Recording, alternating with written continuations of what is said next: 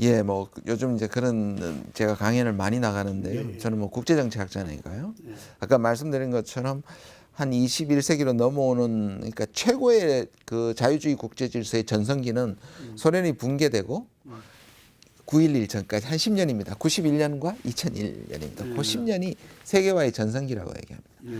전 세계적으로 엄청난 무역과 사실 번영, 전 세계가 사실은 그 성장을 엄청 하게 되고 미국도 단일 10년 기간에 미국의 건국 이후로 가장 많은 부를 축적했다고 얘기하는 기간입니다. 근데 이제 21세기로 넘어오면서 이제 그 아까 말씀드린 민주주의의 실질적 민주주의의 후퇴, 그다음 자본주의의 문제점, 팍스 아메리카나 이렇게 되면서 이제 이게 흔들렸는데 이제 사람들이 그렇지 않습니까? 이 지도급에서 자기가 괜찮을 때는 굉장히 관용하고 다들 근데 이게 이제 파이가 작아지면서 문제가 생기면서 이제 각자 도생, 민족주의. 또 이 민족주의가 그러니까 이런 문제들은 당번에 어떤 아무리 훌륭한 지도자가 오더라도 이게 구조적 문제니까 정책을 하나 바꿔가지고 말씀드린 트렌드를 바꾸기가 힘든데 심지어 미국도요. 아무리 훌륭한 대통령이나 정치가가 와도 단번에 바꿀 수 없는 문제가 생기다 보니 어떤 현상이 일어나냐 하면 내부적으로 책임을 전가하거나 외부적으로 책임을 전가하게 됩니다. 둘러보시면 내부적으로는 소수자나 이 혐의하는 국민이 이렇게 분열됩니다. 난민, 이민자, 유색인종. 전 세계적인 유럽에서도 그런 것들이 일어나고 한국에서는 좀 약하긴 하지만 뭐 외국인 노동자나 탈북자나 조선족이나 미국은 더하죠. 트럼프 대통령이 아예 분열시키는 전략을 하고 있죠. 외부적으로는 이게 밀리턴트 내셔널리즘이라 그럽니다. 호전적 민족주의. 잘 보시면 푸틴도 그런 전략을 하고요. 시진핑도 그런 전략을 하고 트럼프도 그런 전략을 합니다. 일본의 아베도 그런 전략을 합니다. 그러니까 이 민족주의를 통해 가지고 우리의 잘못이 아니라 외부에게 적을 만들면서 결집을 시킵니다. 그러다 보니 세계화와는 반대되는 현상으로 가게 됩니다. 그래서 잠그고 민족주의하고 그것이 과거의 영과 이래서 각자 도생, 국익, 이기적 민족주의라 그럴까 이런 것들이 이제 생기게 되는 코비드가 여기에 결정적으로 촉매 가속화를 시켜 버립니다. 그래서 다 닫아버리지 않습니까? 그리고 서로 블레임 게임을 합니다. 미국은 중국이 제대로 안 해서 세계적으로 퍼졌다. 중국은 미국이 그걸 조장하고 있다. 그리고 그동안에 주도권을 가졌던 서구 국가들이 사실상 제일 고생을 하고 있고 중국은 어찌됐든 잘 이거를 하고 있는 거죠. 그러니까 이게 체제 경쟁에서 또 서구 쪽에서 이게 싫은 겁니다. 그러니까 민주주의와 자유와 공개성과 투명성을 유지하고 있는 한국이 어떤 의미에 서구 민주주의의 하나의 보루처럼 상징처럼 중국을 인정하기 싫기 때문에 이 개방하고도 지킬 수 있다. 이거를 그래서 한국의 사실상 이 방역이 실질적으로 상당히 이 서구 민주주의 국가들의 미국한테는 어필하고 내세우기 좋은 걸로 되고 있습니다. 그런데 이제 문제는 이게 계속 지금 심화가 되고 2차 유행이 오게 되면 지금 일단 비행기가 뜨지 않고 그러니까 이 감염병이라는 게 세계화가 초연결 시대를 만드는 그 연결망을 타고 전염되고 있으니까 일단은 다 닿는 건데요. 이걸 제대로 해결하려면 백신이나 앞으로의 이런 국경 문제나 여행 문제나 이런 문제가 협력해서 해결돼야 되는데 일단은 닫아버리는 거죠. 그러니까 이걸 다시 협력을 회복해야 되는데 지금 미중의 문제라든지 전 세계의 문제가 그 협력이 쉬워 보이지 않습니다. 그러니까 이거는 세계적 문제니까 협력을 해야 되는데 문제의 본질상 각자 도생으로 가는 약간의 딜레마 상황입니다. 뭐 이게 이제 기간이 문제일 겁니다. 그러니까 그다음에 백신 문제 여러 가지 변수가 있습니다. 이제 그다음에 이게 때문에 지금 전 세계가 옛날에 우리 교통통신의 발달이라는 게 사실상 세계화에 가장 중요한 건데 일단 그게 끊겼고요. 그다음에 이제 국가끼리 서로 정보를 나눠야 되는데 이제 백신이 아주 상징적입니다. 이 백신을 개발하기 위해서 전 세계가 달라들어서 해야 되고 그다음에 서로 경제가 돌아가야 되니까 협력을 해야 되는데 자기가 빨리 먼저 발견하려고 사실상 서로 해킹하고 그다음에 하면 발견만 하면 자국이 이거를 딱 막아서 자국만 쓴다든지 이런 백신을 놓고 협력과 각자 도생의 두 가지 가능성을 다 보이고 있는 거거든요. 이걸 협력하면 훨씬 더 전 세계가 할 텐데 오히려 내부적으로 예를 들어서 이제 미국 같은 경우에는 이 전염병을 막는 방역에 일종의 실패하고 있기 때문에 빨리 백신을 만들어서 이 문제를 해결하고 싶어하기 때문에 그다음 미국과 중국의 체제 대결에서 백신을 먼저 발견하는 것이 매우 중요하기 때문에 그러니까 이게 두 가지 양면적이 있게 되는 거죠. 그러니까 이게 뭔가 새로운 예를 들어서 저는 이제 필터링 스테이트라고 얘기를 하는데요. 과거처럼 무한정으로 왔다 갔다 하는 것보다는 뭔가 잘 필터되는 그러나 이걸 단절이 아니라 좋은 그런막이라 그럴까요? 그것을 방역도 하고 그다음에 이런 것들을 그러나 완전히 닿지 않는 일종의 잘 관리되는 국경 국가 간의 이런 협력을 통해서 그런 것들을 막는 쪽이 아니라 잘 통하게 하는 그러면서 전염병을 막는 어떤 국제 협력 체제가 있어야 된다. 그렇게 보면 여기에 이제 변수가 G2라고 얘기하는 이제 미중인데요. 미중의 패권 질서가 저렇게 서로 블레임 게임을 하게 되고 서로 이렇게 하게 되면 그런 시스템이 쉽지 않을 거라고 봅니다. 그런데 일각에서는 이렇게 얘기합니다. 이제 G0다. G1도 끝났고 미국이 저렇게 자기의 책임을 버리고 G2도 이번에 보니까 세계적인 리더십을 발휘해서 이 문제를 해결하지 못한다. 그러면 G0다.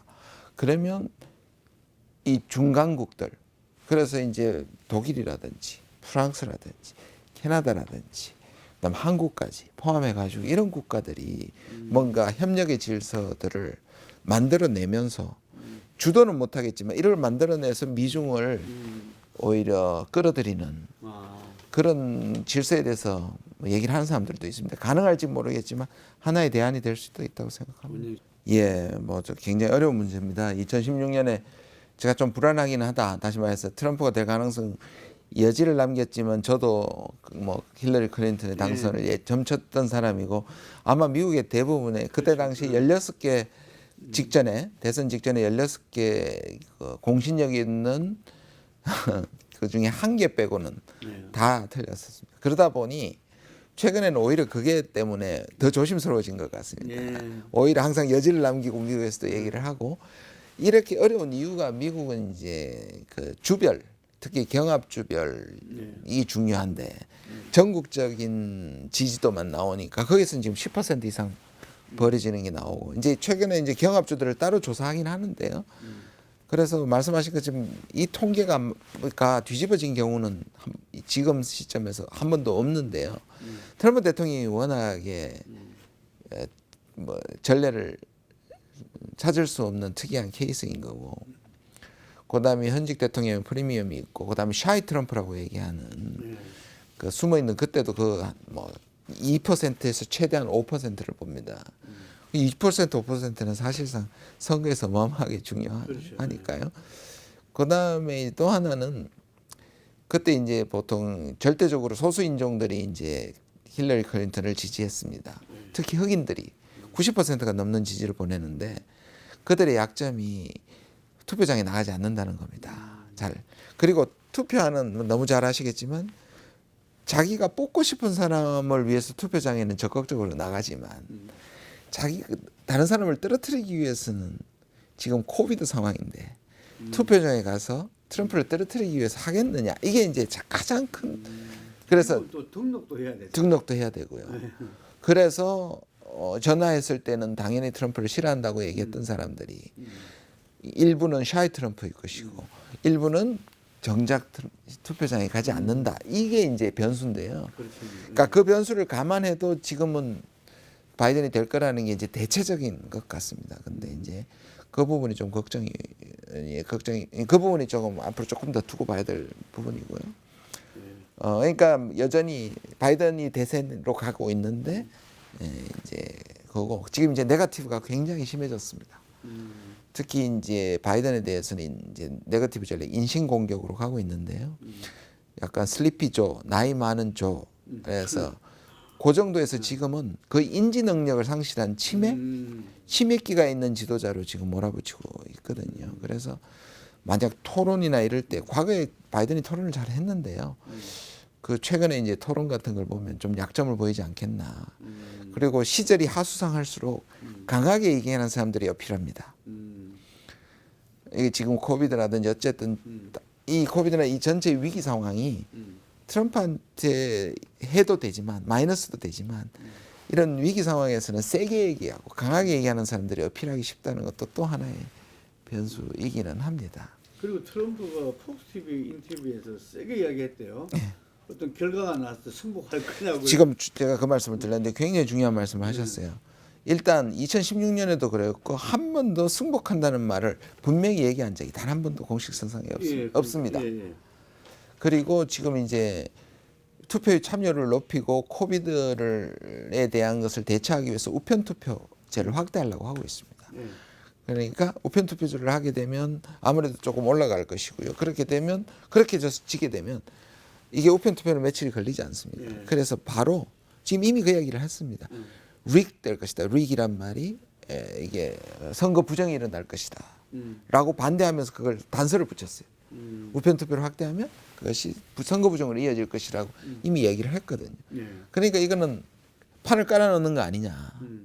자기가 지게 되면 선거 불복을 하게 되고 불복을 하게 되면 그 지지자들이 소위 말하는 열성 지지자들이 지금 그 흑인 인종차별 이후로 생겼던 흑백의 충돌이 미국 전역에서 일어날 가능성이 매우 우려되고 있습니다.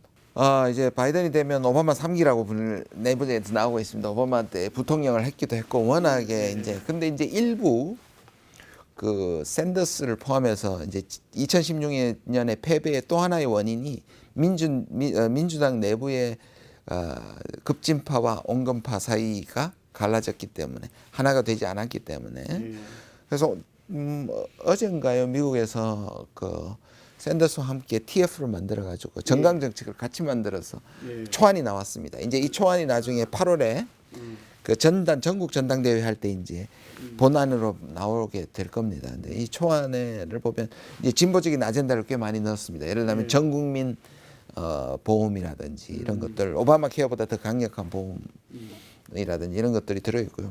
네, 말씀하신 것처럼 트럼프 대통령이 이 적어도 대북 문제에 있어서는 전략적인 그러니까 오바마가 했던 것을 다 뒤집었기 때문에 역설적으로 오바마가 못했던 거를 뒤집은 거는 우리한테 유리했죠.